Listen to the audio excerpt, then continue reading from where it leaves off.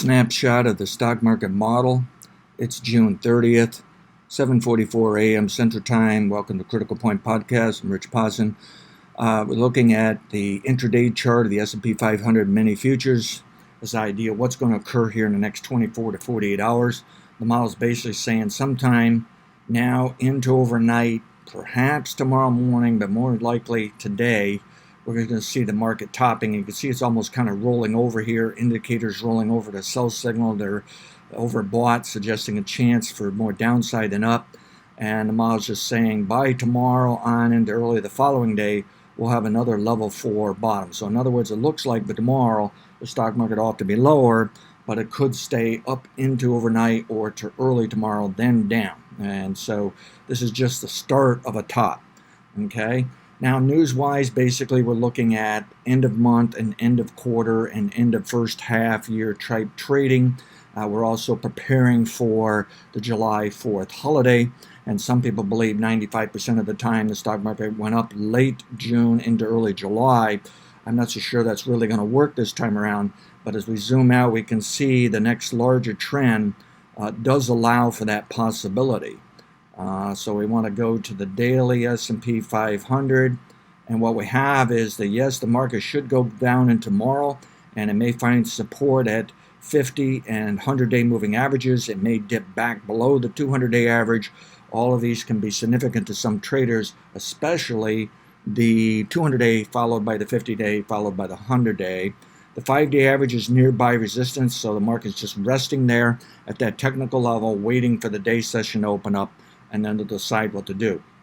What they may want to do is pull this down into a level 3 bottom that might have occurred yesterday. So if they start trading it above today's high, especially if you're seeing move above 3,082 on the September S&P 500 futures, go ahead and assume a call was made by the model. I may not update you on it fast enough. And that a level 3 bottom is in place. Otherwise, there's still time for one last little dip into an L3 bottom this week. It should be an L3 top next week, but the problem is the next larger trend ought to be down, okay?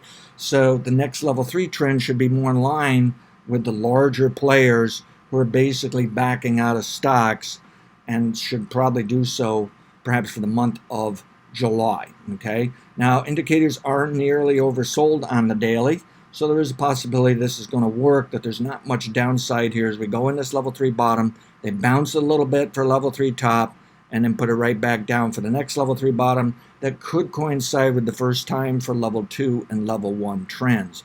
So let's zoom out to the weekly chart.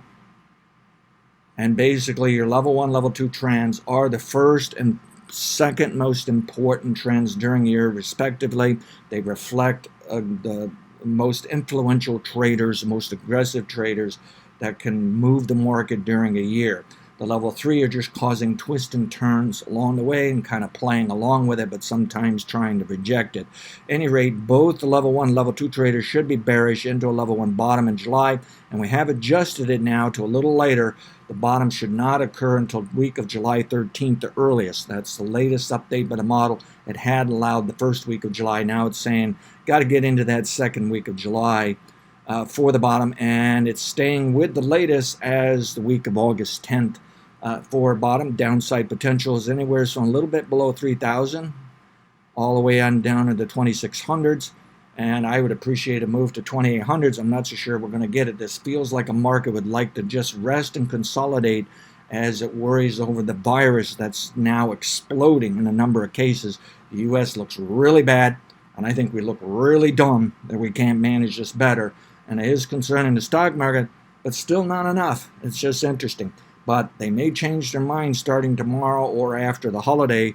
They may come back and sell that all they wanted to do was try to finish the month off without any significant major changes to their portfolio.